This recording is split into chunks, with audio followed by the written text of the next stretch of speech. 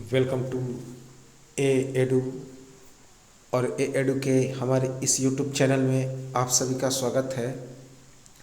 तो देखिए, आज है 30 अप्रैल 2023।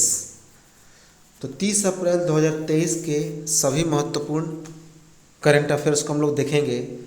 साथ ही साथ 28 और 29 अप्रैल 2023 के करंट अफेयर्स को भी हम लोग देखेंगे। तो चलिए शुरुआत करते हैं। पहला है कि हाल ही में किस कंपनी को नवरत्न सेंट्रल पब्लिक सेक्टर इंटरप्राइजेज का दर्जा मिला है।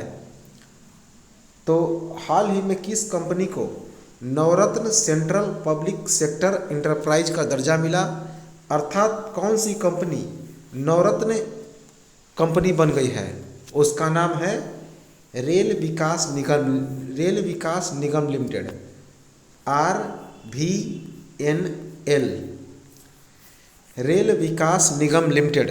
कब दर्जा मिला? 26 अप्रैल 2023 को। 26 अप्रैल 2023 को। इस प्रकार अब वर्तमान में नवरत्न कंपनियों की संख्या कितनी हो गई? 13 हो गई नवरत्न कंपनियों की संख्या। और यह जो RVNL है, ये कौन सा कंपनी हो गया? 13वां। ये 13वां नवरत्न कंपनी हो गया। इसकी स्थापना 2003 में की गई, 2003 में हुई थी। इसका मुख्यालय नई दिल्ली में है और संदीप गौड़ इसके अध्यक्ष हैं। अगला है कि हाल ही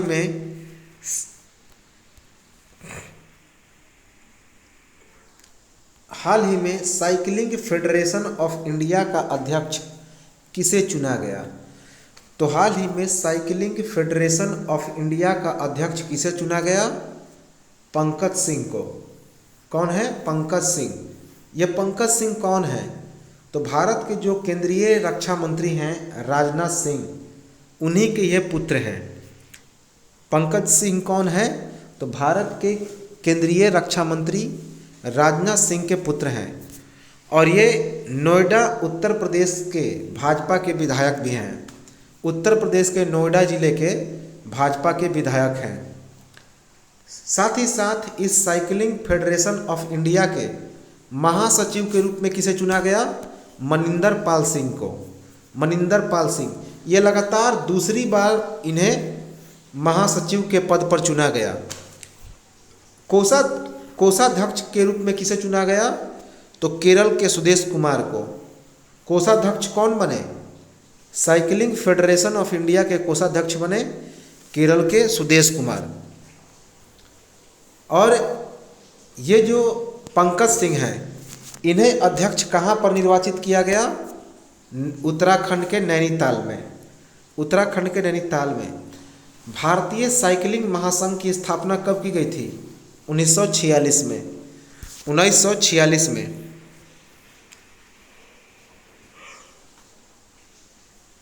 अगला है कि हाल ही में one earth one health advantage health care India 2023 के 6ठे संस्करण का उद्घाटन किसने किया? तो हाल ही में one earth one health advantage health care India 2023 के 6ठे संस्करण का उद्घाटन किसने किया? तो भारत के प्रधानमंत्री। उद्घाटन किसने किया? तो भारत के प्रधानमंत्री नरेंद्र मोदी। इसके लिए स्वास्थ्य और परिवार कल्याण मंत्रालय के द्वारा सह ब्रांडिंग किसके साथ की गई? तो federation of Indian chambers of commerce and industry, अर्थात फिक्की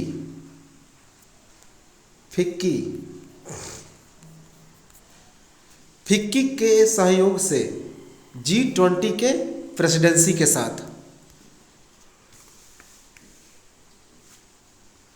तो इसके लिए जो स्वास्थ्य और परिवार कल्याण मंत्रालय के द्वारा सह ब्रांडिंग की गई, वो किसके साथ?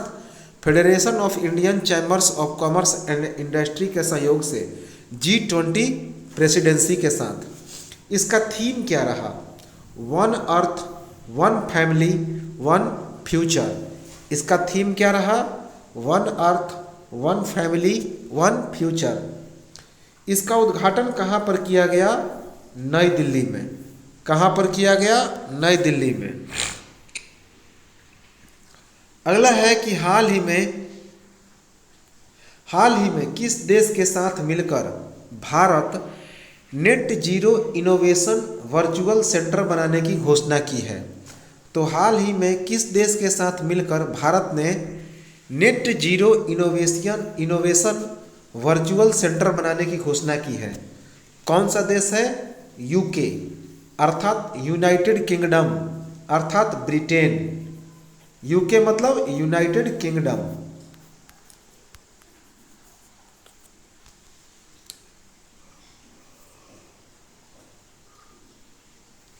इसकी घोषणा किसने की? तो भारत के केंद्रीय विज्ञान और प्रौद्योगिकी मंत्री जितेंद्र सिंह ने किया। तो इसकी घोषणा भारत के विज्ञान और प्रौद्योगिकी मंत्री जितेंद्र सिंह ने किया। इसकी घोषणा जितेंद्र सिंह ने कब किया? जो कि जितेंद्र सिंह 6 दिवसीय ब्रिटेन की यात्रा पर गए हैं, तो इसी दौरान जितेंद्र सिंह ने यह घोषणा किया। अगला है कि हाल ही में यूरोपीय देशों के द्वारा उत्तरी समुद्री सम्मेलन अर्थात नॉर्थ सी समिट, तो हाल ही में यूरोपीय देशों के द्वारा उत्तरी समुद्री सम्मेलन का आयोजन कहाँ पर किया गया? कहाँ पर किया गया? तो बेल्जियम के ओस्टेंड में। बेल्जियम में एक जिला है ओस्टेंड, वहीं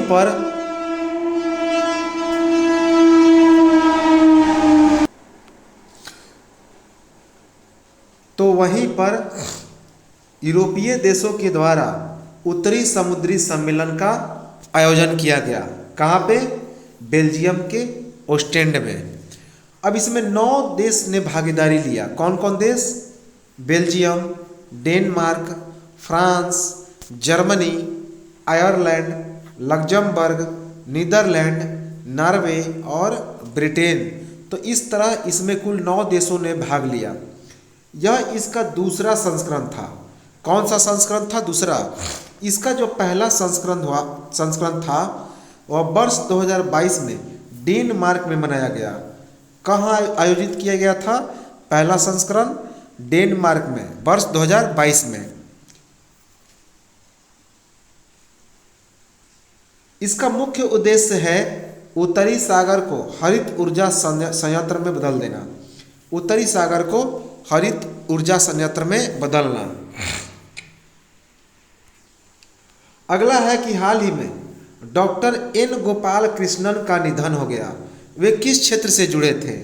तो हाल ही में डॉक्टर एन गोपाल कृष्णन का निधन हो गया। वे किस क्षेत्र से जुड़े थे? विज्ञान से। CSIR structural engineering research centre के advance seismic testing and research laboratory के ये प्रसिद्ध वैज्ञानिक थे। अगला है कि हाल ही में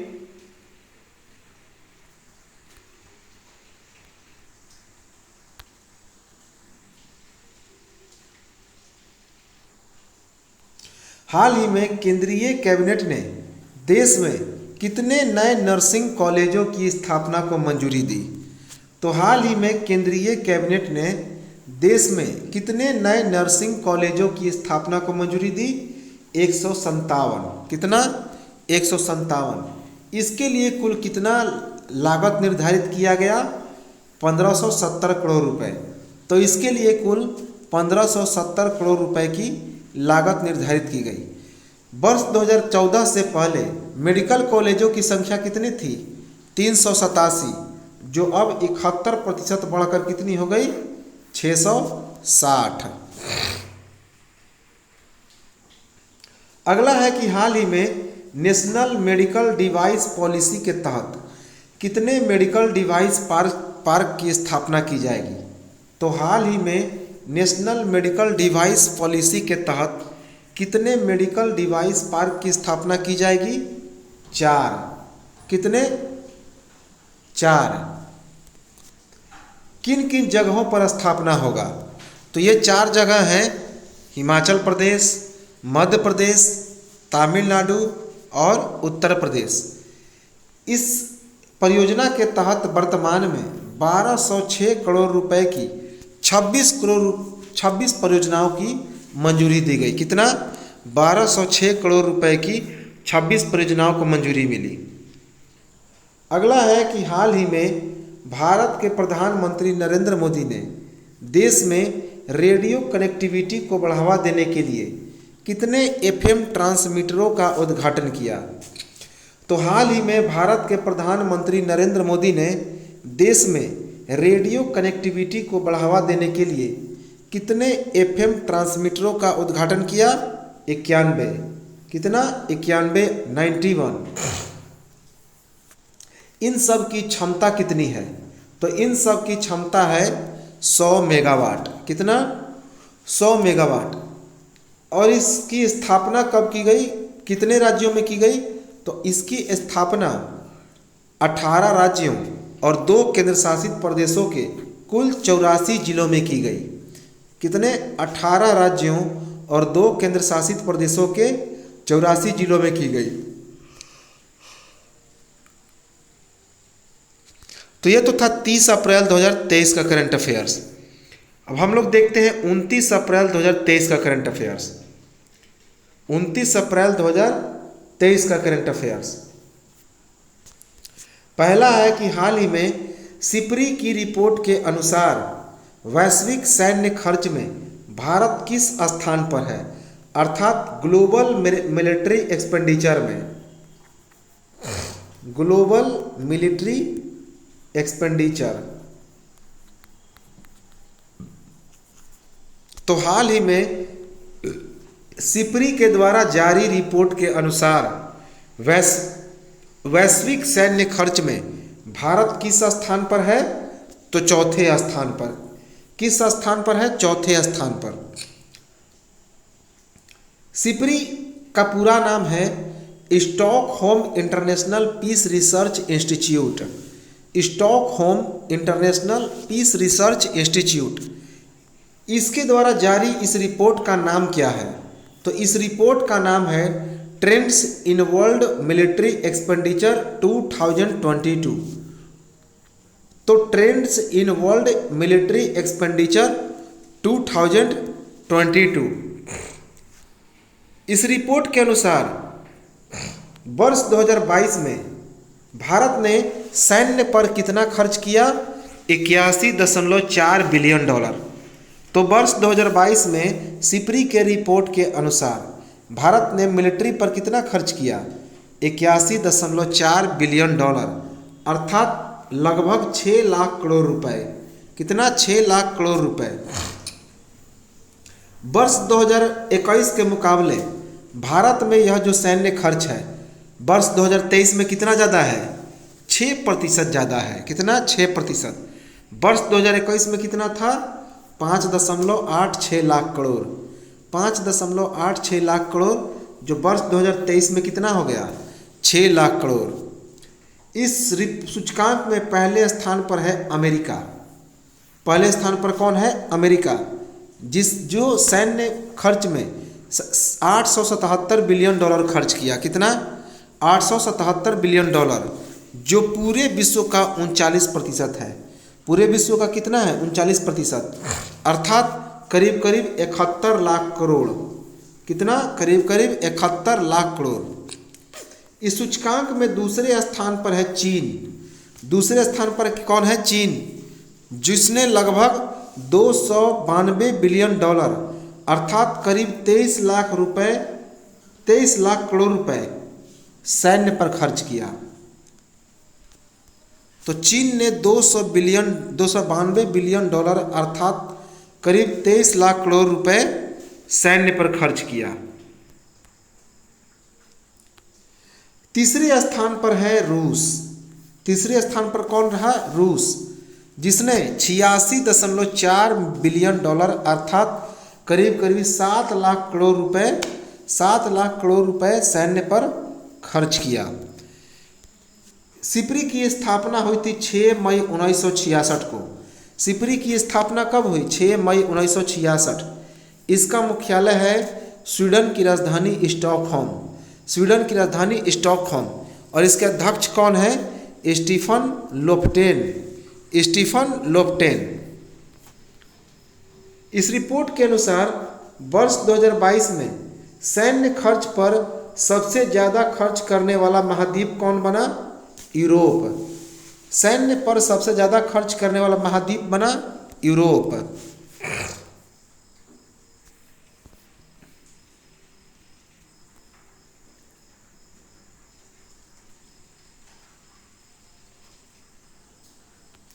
अगला है कि हाल ही में फार्म मशीनरी प्रौद्योगिकी पर शिखर सम्मेलन कहाँ पर आयोजित हुआ?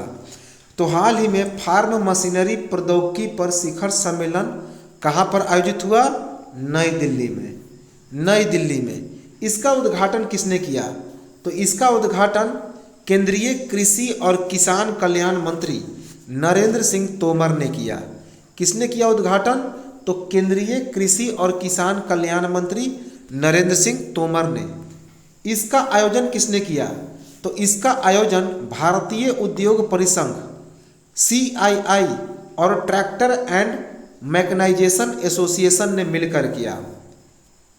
TMA और CII ने मिलकर, अर्थात भारतीय उद्योग परिसंघ CII और ट्रैक्टर एंड मैकेनाइजेशन एसोसिएशन ने मिलकर किया। अगला है कि हाल ही में लंदन के तेलुगु एसोसिएशन के द्वारा किसे लाइफ टाइम अचीवमेंट पुरस्कार के लिए से सम्मानित किया गया? तो हाल ही में लंदन के तेलुगु एसोसिएशन के द्वारा किसे लाइफ टाइम अचीवमेंट पुरस्कार से सम्मानित किया गया? उनका नाम है डॉक्टर रघुराम पिल्लेरी सिटी। उनका नाम है डॉक्टर रघुराम पिल्लाई रेसिटी। ये एक ब्रेस्ट सर्जन है। ब्रेस्ट सर्जन का मतलब हो गया छाती का चीरफाड़ करने वाला। ये हैदराबाद में स्थित AKIMS Usha Lakshmi centre for breast disease के संस्थापक और डायरेक्टर हैं। कौन है? तो हैदराबाद में स्थित AKIMS Usha Lakshmi centre for breast disease के संस्थापक और निदेशक हैं।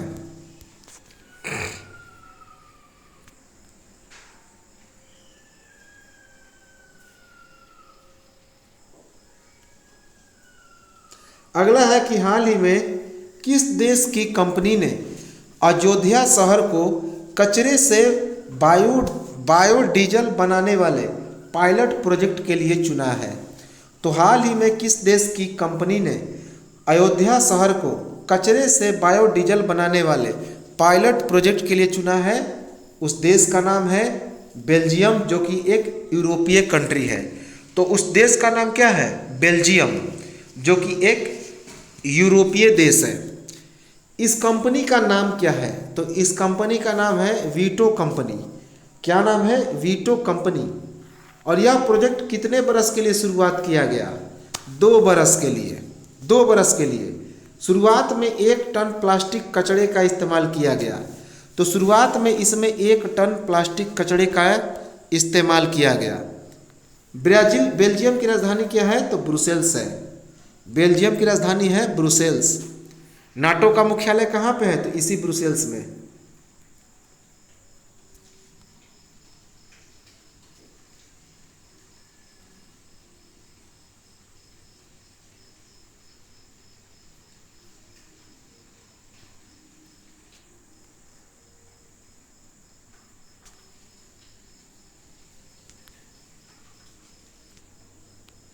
अगला है कि हाल ही में कौर सिंह कौन थे जिनका 74 बरस की उम्र में निधन हो गया? तो हाल ही में कौर सिंह का निधन हो गया। कितने बरस की उम्र में?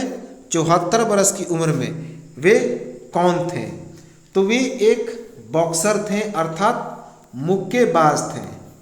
तो वे क्या थे? एक बॉक्सर थे, अर्थात मुक्केबाज थे। इनका निधन हरियाणा के कुरुक्षेत्र में हुआ। कहाँ पे? हरियाणा के कुरुक्षेत्र में। इन्होंने 1982 ईस्वी में एशियाई खेलों में स्वर्ण पदक सहित अंतर्राष्ट्रीय प्रतियोगिता में 6 गोल्ड मेडल हासिल किया। कितना? 6। अगला है कि हाल ही में अजय वॉरियर 23 अभ्यास भारत और किस देश के बीच आयोजित किया जा रहा है? तो हाल ही में अजय वॉरियर 23 अभ्यास भारत और किस देश के बीच आयोजित किया जा रहा है? उस देश का नाम है यूके। यूके अर्थात ब्रिटेन। और इसका कौन सा संस्करण आयोजित किया जा रहा है? तो 7वां संस्करण। तो यह इसका कौन सा संस्करण है? 7वां। इसका आयोजन कहाँ पे किया जा रहा है? तो यूके के सैलिसबरी मैदान में। कहाँ पे? यूनाइटेड किंगडम के सैलिसबरी मैदान में। इसका आयोजन कब से कब तक? 27 अप्रैल से शुरू हुआ है और यह 11 मई 2023 तक चलेगा। कब से कब तक? 27 अप्रैल से 11 मई 2023। इसमें कौन कौन से सेना शामिल हो रहे हैं? तो royal Gorkha rifles, Bihar regiment के सैनिक और C-70 एयरक्राफ्ट। तो इसमें रॉयल गोरखा राइफल्स के सैनिक और बिहार रेजिमेंट तथा C-70 एयरक्राफ्ट शामिल हो रहे हैं। इसका जो पिछला संस्करण था कहाँ पे आयोजित किया गया? तो वर्ष 2021 में उत्तराखंड के चौबटिया में। तो इसका पिछला संस्करण वर्ष 2021 में आयोजित हुआ था। कहाँ पे? उत्तराखंड के चौबटिया में।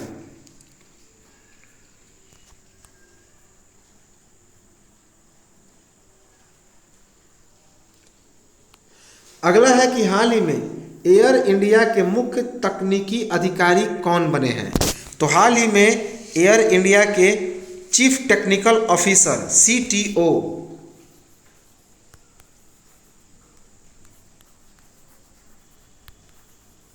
चीफ टेक्निकल ऑफिसर अर्थात CTO कौन बने हैं? तो उनका नाम है शिशिरा कांत दास। शिशिरा कांता दास। क्या नाम है? शिशिरा कांता दास। ये वर्तमान में विस्तारा इंजीनियरिंग के प्रमुख हैं। कौन है? विस्तारा इंजीनियरिंग के प्रमुख हैं। एयर इंडिया की स्थापना कब हुई? 1932 में। इसका मुख्यालय है नई दिल्ली। और CEO कौन है? Campbell Wilson. कौन है? Campbell Wilson.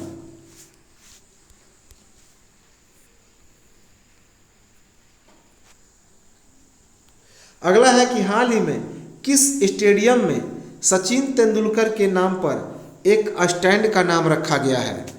तो हाल ही में किस स्टेडियम में सचिन तेंदुलकर के नाम पर एक स्टैंड का नाम रखा गया? तो शारजाह क्रिकेट स्टेडियम, संयुक्त अरब अमीरात। शारजाह क्रिकेट स्टेडियम, संयुक्त अरब अमीरात। तो यहाँ पे सचिन तेंदुलकर ने 131 गेंदों में नाबाद 143 रन बनाए थे ऑस्ट्रेलिया के खिलाफ। और इसे धूल भरी आंधी भी कहा जाता है। इस पारी को क्या नाम रखा गया है?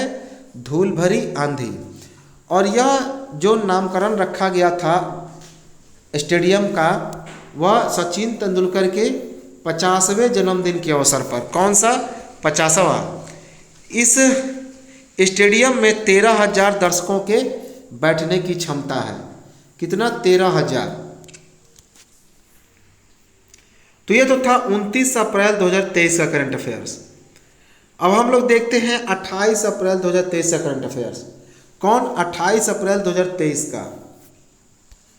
पहला है कि हाल ही में स्मोक एंड एसेज नामक पुस्तक किसने लिखी है?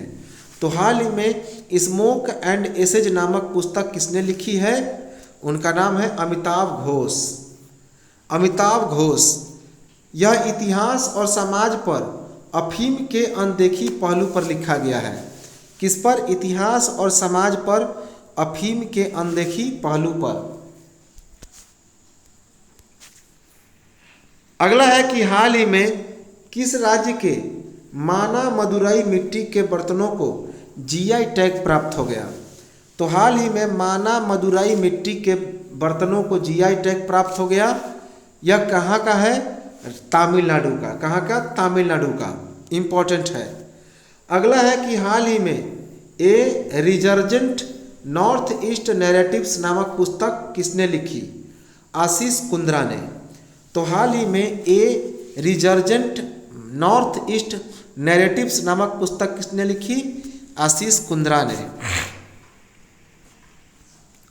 अगला है कि हाल ही में फुटबॉल का प्रतिष्ठित हीरो सुपर कप 2023 का खिताब किसने जीता?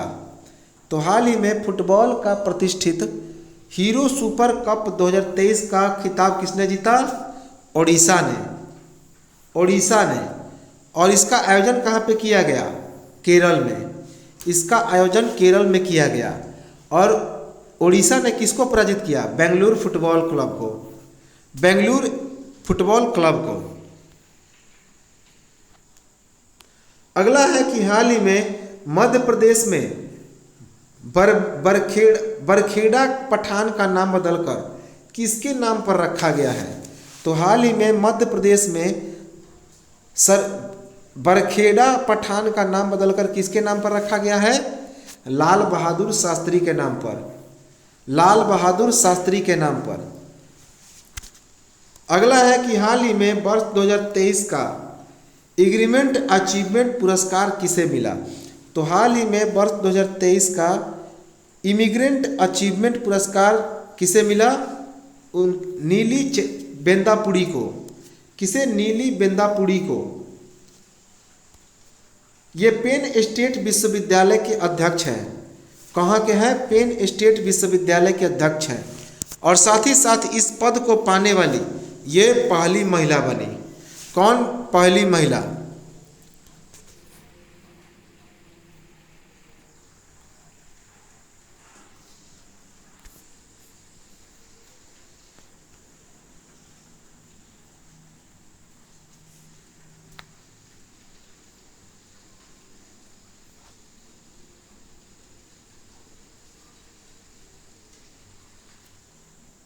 अगला है कि हाल ही में अमेरिका के ग्रीन वर्ल्ड पुरस्कार 2023 में किस भारतीय संस्थान को ग्लोबल गोल्ड अवार्ड से सम्मानित किया गया?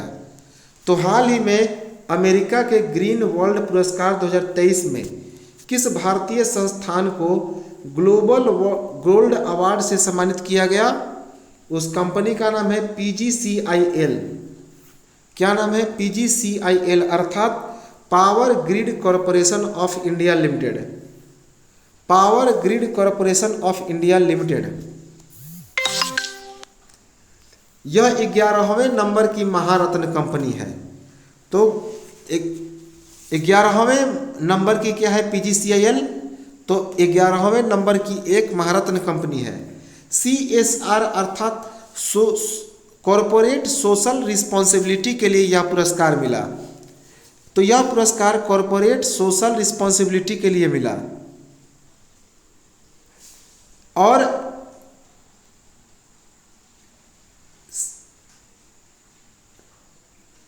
यह कहाँ पे किस कार्य के लिए?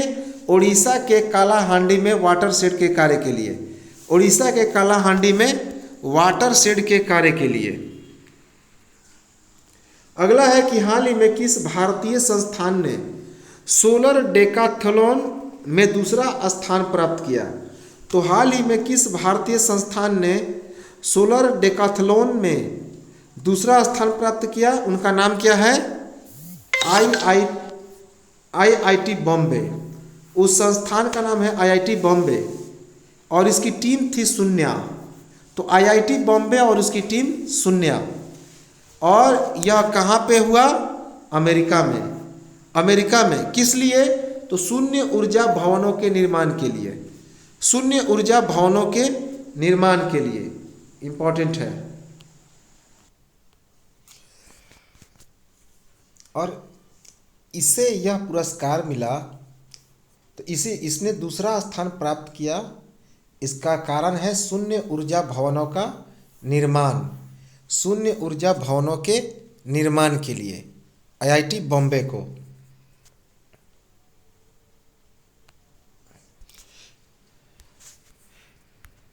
नेक्स्ट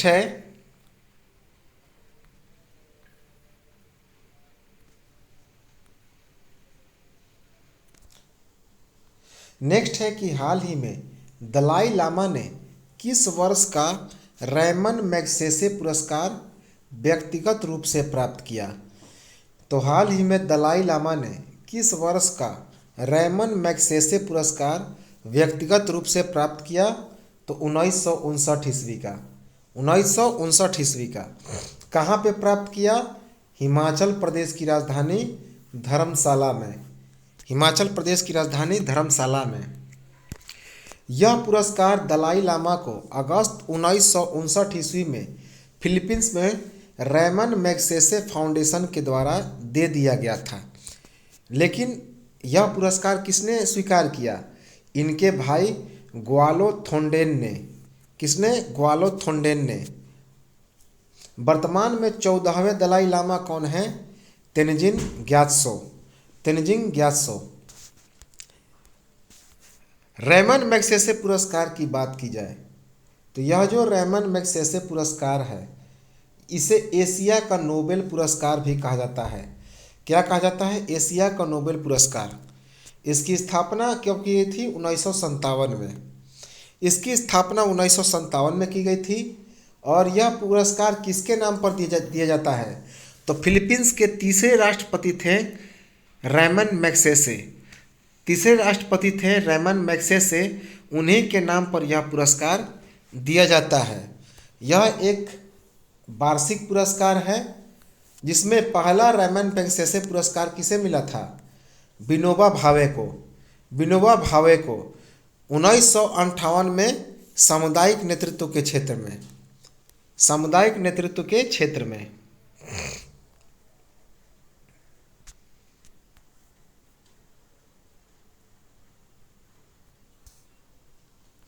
अगला है कि हाल ही में राष्ट्रीय चिकित्सा उपकरण नीति 2023 को किसने मंजूरी प्रदान की?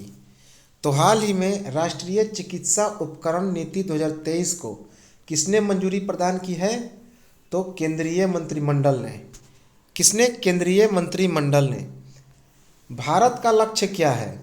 तो भारत का लक्ष्य है अगले 5 वर्षों में चिकित्सा उपकरण के क्षेत्र को वर्तमान $11 बिलियन से बढ़ाकर $50 बिलियन तक कर देना।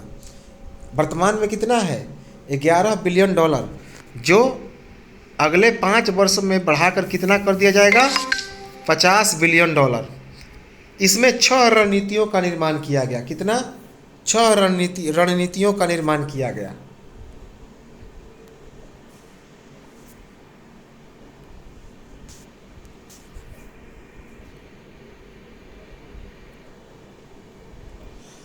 अगला है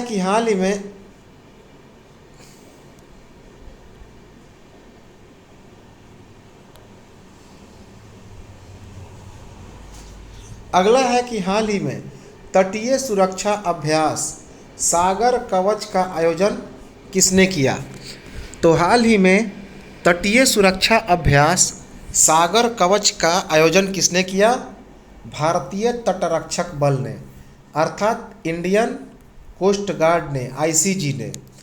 तो हाल ही में तटीय सुरक्षा अभ्यास सागर कवच का आयोजन किसने किया?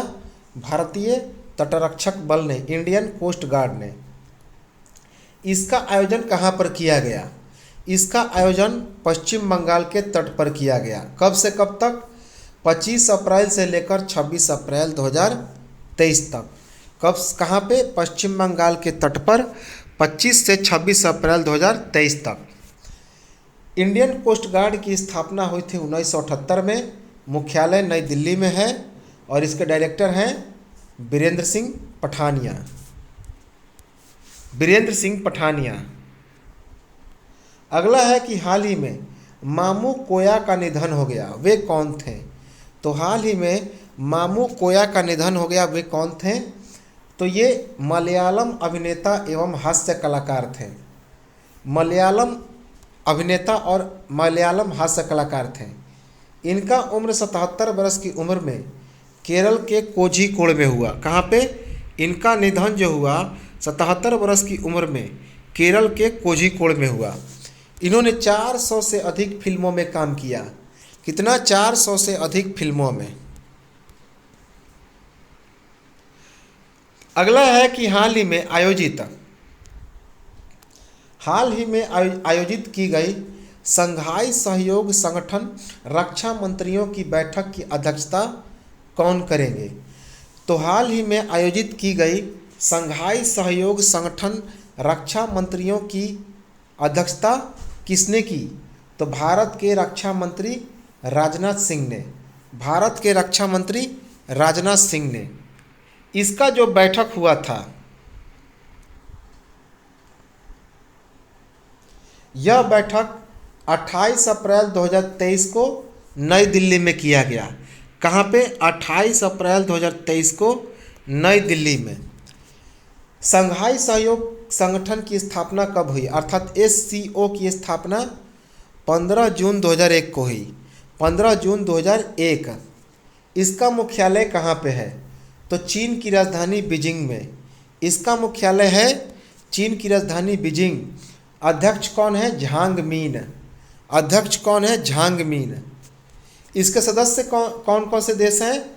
तो चीन, कजाकिस्तान, किर्गिस्तान, रूस, तजाकिस्तान, उज्बेकिस्तान, भारत और पाकिस्तान। भारत और पाकिस्तान इसके 2017 से सदस्य हैं। कब से? वर्ष 2017 से। अगला है कि हाल ही में नैस्कॉम के अध्यक्ष कौन बने हैं? तो बहुत इंपॉर्टेंट क्वेश्चन है कि हाल ही में नैस्कॉम के अध्यक्ष कौन बने हैं? तो उनका नाम है अनंत माहेश्वरी। अनंत माहेश्वरी। ये अनंत माहेश्वरी माइक्रोसॉफ्ट इंडिया के अध्यक्ष हैं। किसके अध्यक्ष हैं? तो माइक्रोसॉफ्ट इंडिया के अध्यक्ष हैं। साथ ही साथ इस नैस्कॉम के उपाध्यक्ष के रूप में किसे नियुक्त किया गया? तो कॉग्निजेंट के अध्यक्ष राजेश नंबियार को। कॉग्निजेंट के अध्यक्ष राजेश नंबियार को उपाध्यक्ष चुना गया। और ये जो अनंत माहेश्वरी हैं, इन्होंने किसका स्थान लिया? तो कृष्णन रामानुजम का स्थान लिया। कृष्णन रामानुजम का स्थान लिया। नेस्कॉम का पूरा नाम है national association of software and services. याद रखेंगे, सर्विसेज कंपनीज। तो नेस्कॉम का पूरा नाम है national association of software and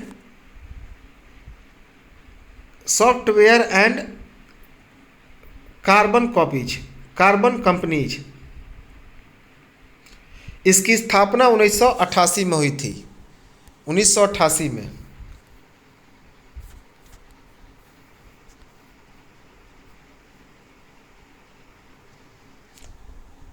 अगला है कि हाल ही में मसाला ब्रांड KBM स्पाइसेज के ब्रांड एम्बेसडर कौन बने हैं? तो हाल ही में मसाला ब्रांड KBM स्पाइसेज के ब्रांड एम्बेसडर कौन बने हैं? उनका नाम है अभिनेत्री परिणीता चोपड़ा। अभिनेत्री परिणीता चोपड़ा। अगला है कि हाल ही में विश्व पशु चिकित्सा दिवस 2023 कब मनाया गया? तो हाल ही में विश्व पशु चिकित्सा दिवस 2023 कब मनाया गया? तो 29 अप्रैल 2023 को। 29 अप्रैल 2023 को। और इसका थीम क्या रहा? थीम इम्पॉर्टेंट है। तो थीम रहा पशु चिकित्सा पेशे में विविधता, समानता और समावेशिता को बढ़ावा देना। क्या था थीम? पशु चिकित्सा पेशे में विविधता, समानता और समावेशिता को बढ़ावा देना। हर साल अप्रैल महीने के आखिरी सोमवार को इस दिवस को मनाया जाता है। तो प्रत्येक वर्ष अप्रैल के आखिरी शनिवार को यह दिवस मनाया जाता है। क्या नाम है दिवस का? विश्व पशु चिकित्सा दिवस 2023।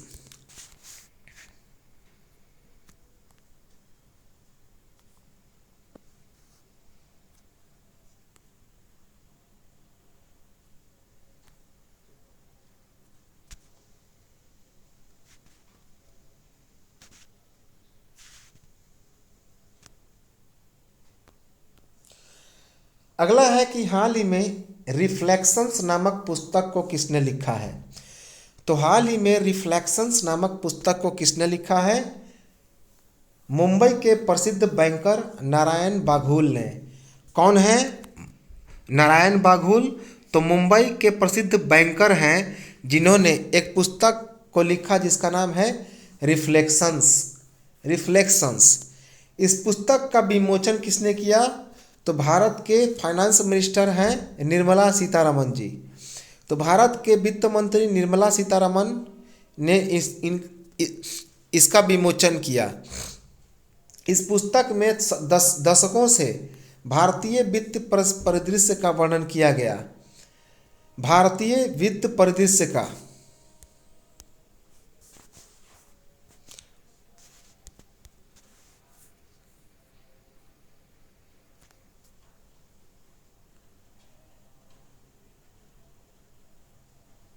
अगला है कि हाल ही में माउंट अन्नपूर्णा पर चढ़ने वाले पहले भारतीय व्यक्ति कौन बने हैं? तो हाल ही में माउंट अन्नपूर्णा पर चढ़ने वाले पहले भारतीय कौन बने हैं? उनका नाम है अर्जुन वाजपेयी। क्या नाम है? अर्जुन वाजपेयी। माउंट अन्नपूर्णा की बात की जाए तो यह दुनिया का 10वां सबसे ऊंचा देश है। माउंट अन्नपूर्णा दुनिया का सबसे 10वां ऊंचा पर्वत है। इसकी ऊंचाई है 8,091 मीटर। 8,091 मीटर और यह उत्तर मध्य नेपाल में पड़ता है। कहाँ पे पड़ता है? उत्तर मध्य नेपाल में।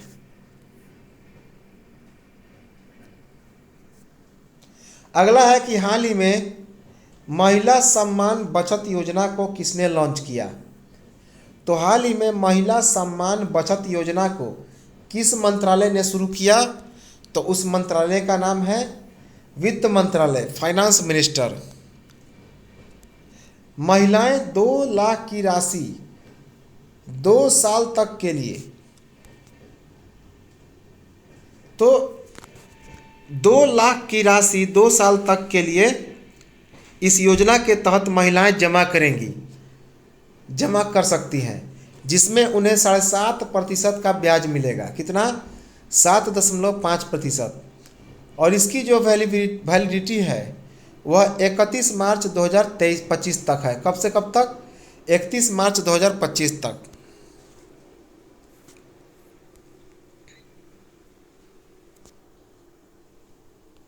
अगला है कि हाल ही में किस राज्य की प्राचीन वस्त्रकला माता नी पछेड़ी को जीआई टैग प्राप्त हुआ है? तो हाल ही में किस राज्य की प्राचीनतम वस्त्रकला माता नी पछेड़ी उसे जीआई टैग मिला है? तो यह किस राज्य की है? तो गुजरात का। और जगह पूछे तो गुजरात का अहमदाबाद। कौन? गुजरात का अहमदाबाद। माता की पछेड़ी का मतलब क्या होता है? तो माता की पछेड़ी का मतलब होता है कपड़े के पीछे मातृ देवी की मूर्ति बनाना, कपड़े के पीछे मातृ देवी की पूजा फोटो बनाना। इसे गुजरात में कलमकारी के नाम से जानते थे। क्या? किस नाम से जानते थे? गुजरात में कलमकारी के नाम से।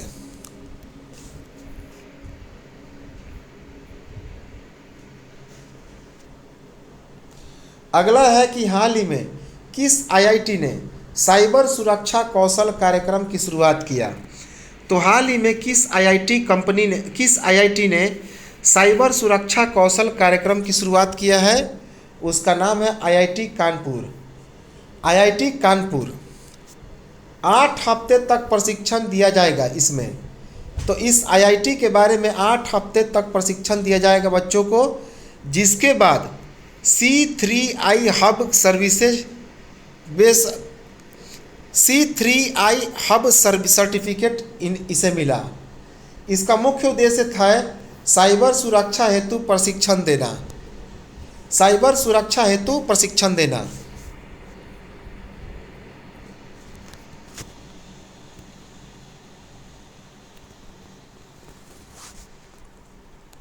अगला है कि हाल ही में जारी आर्थिक स्वतंत्रता सूचकांक 2023 में भारत किस स्थान पर है?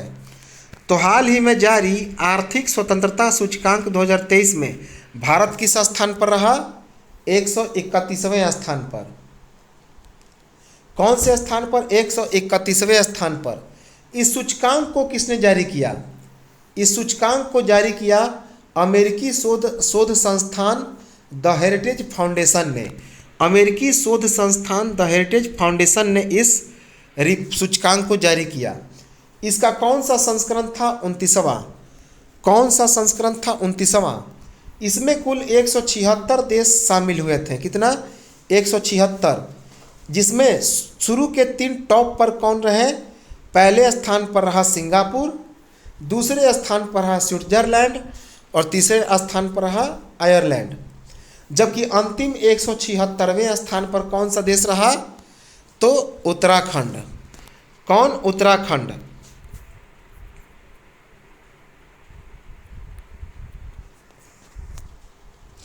अगला है कि हाल ही में दुनिया की पहली लिक्विड नैनो डीएपी का विकास किसके द्वारा किया गया? तो हाल ही में दुनिया की पहली लिक्विड नैनो डीएपी का विकास किसके द्वारा किया गया? इफ्को के द्वारा। किसके द्वारा? इफ्को के द्वारा। इफ्को का पूरा नाम क्या है? तो इफ्को का पूरा नाम है Indian Farmers Fertilizers Cooperative Limited. Indian Farmers Fertilizer Cooperative Limited. इसे किसने लॉन्च किया? तो भारत के गृह मंत्री अमित शाह ने लॉन्च किया। किसने लॉन्च किया? तो भारत के गृह मंत्री अमित शाह ने। डीएपी नैनो डीएपी लिक्विड दूसरी खाद है। यह जो लिक्विड डीएपी है, वो नैनो लिक्विड डीएपी है, यह दूसरी खाद कंपनी है। दूसरी खाद्य कंपनी है। इसके पहले जो पहला आया था वह फरवरी 2021 में। कब? फरवरी 2021 में। इसका मुख्यालय कहाँ पे है? इसका मुख्यालय नई दिल्ली में है। कहाँ पे है? नई दिल्ली में।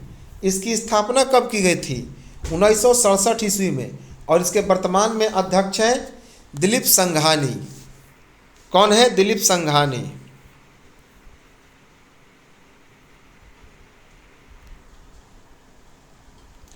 अगला है कि हाल ही में कर्नाटक विकास ग्रामीण बैंक के नए अध्यक्ष कौन बने हैं? तो हाल ही में कर्नाटक विकास ग्रामीण बैंक के नए अध्यक्ष कौन बने हैं? श्रीकांत एम भंडीवाड़। श्रीकांत एम भंडीवाड़। इन्होंने किसका स्थान लिया? तो पी गोपी कृष्णा का स्थान लिया। पी गोपी कृष्णा का स्थान लिया। कर्नाटक विकास ग्रामीण बैंक की स्थापना कब की गई थी? 2001 में। कर्नाटक विकास ग्रामीण बैंक की स्थापना वर्ष 2001 में की गई। इसका मुख्यालय कहाँ पे है? तो कर्नाटक के धारवाड़ जिले में। कहाँ पे है? कर्नाटक के धारवाड़ जिले में। अगला है कि हाल ही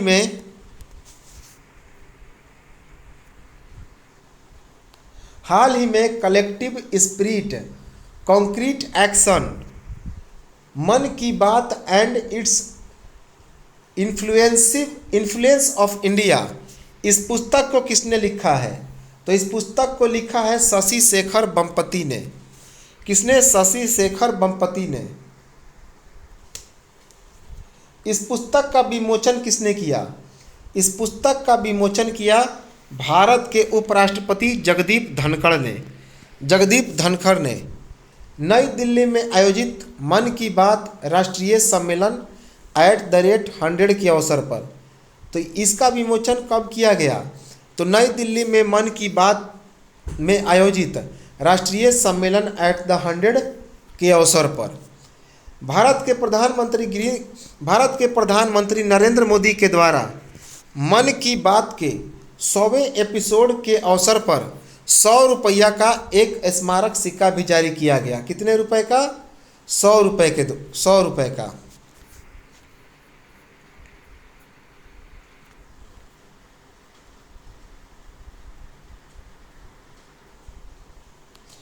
अगला है कि हाल ही में दुनिया का सबसे गहरा ब्लू होल किस महासागर में खोजा गया? तो हाल ही में दुनिया का दूसरा सबसे गहरा ब्लू होल किस महासागर में खोजा गया? तो उसका नाम है अटलांटिक महासागर। क्या नाम है? अटलांटिक महासागर। और पूछा जाएगा कि इसकी खोज कहाँ पर की गई? तो इसकी खोज मैक्सिको की युकाटन प्रायद्वीप में स्थित चेतुमत खाड़ी में किया गया। कहाँ पे? मैक्सिको के युकाटन प्रायद्वीप में स्थित चेतुमत खाड़ी में किया गया। इसकी गहराई कितनी है? तो 900 फीट। गहराई है 900 फीट। और इसे तामजा या फिर गहरे पानी के नाम से भी जानते हैं। किस नाम से जानते हैं? तामजा या गहरा पानी। इससे पहले जो सबसे गहरा है, सबसे गहरा ब्लू होल कौन है? तो उसका नाम है ड्रैगन होल।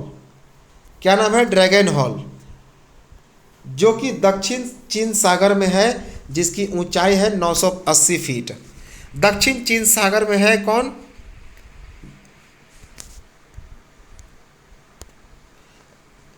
ड्रैगन हॉल, जो 980 फीट ऊंचा है। कितना? 980 फीट गहरा है। और कहाँ पे है? दक्षिण चीन सागर में।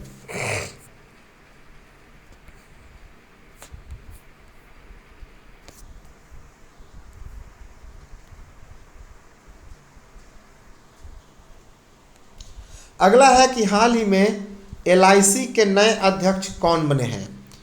तो लाइफ इंश्योरेंस कॉरपोरेशन अर्थात हाल ही में भारतीय जीवन बीमा निगम के अध्यक्ष कौन बने हैं? सिद्धार्थ मोहंती। कौन बने हैं? सिद्धार्थ मोहंती। ये वर्ष जून 2024 तक के लिए इन्हें LIC का अध्यक्ष बनाया गया। कब तक? जून 2024 तक। लेकिन जून 2024 से लेकर जून 2025 तक LIC के प्रबंध निदेशक सह मुख्य कार्यकारी अधिकारी जो थे वही रहेंगे। कौन? LIC के प्रबंध निदेशक सह मुख्य कार्यकारी अधिकारी वैसे के वैसे ही रहेंगे 2024 से 2025 तक।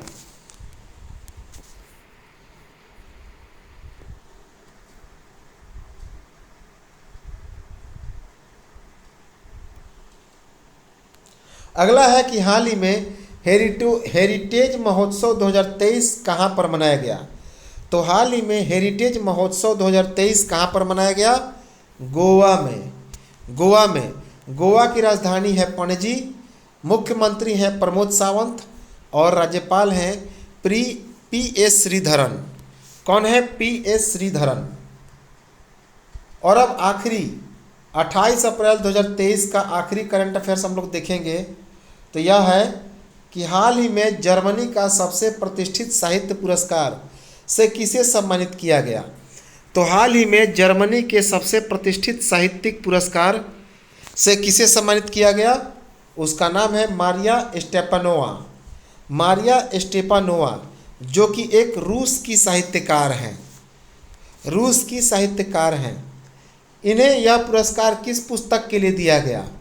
तो गर्ल्स विदाउट क्लॉथ्स के लिए। गर्ल्स विदाउट क्लॉथ्स के लिए इन्हें यह पुरस्कार दिया गया। इस पुरस्कार का क्या नाम है? इसका नाम है लिपजिक बुक फेयर पुरस्कार। लिपजिक बुक फेयर पुरस्कार।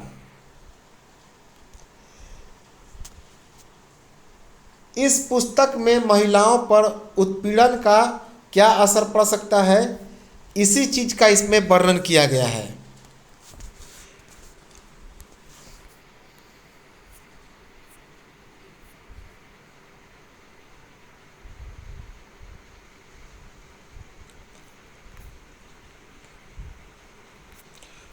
तो ये तो था हमारा आज का करंट अफेयर्स। और मिलेंगे हम लोग नेक्स्ट वीडियो में और चर्चा करेंगे आगे के करंट अफेयर्स को। तो मिलते हैं हम लोग नेक्स्ट वीडियो में। तब तक नमस्कार, जय हिंद।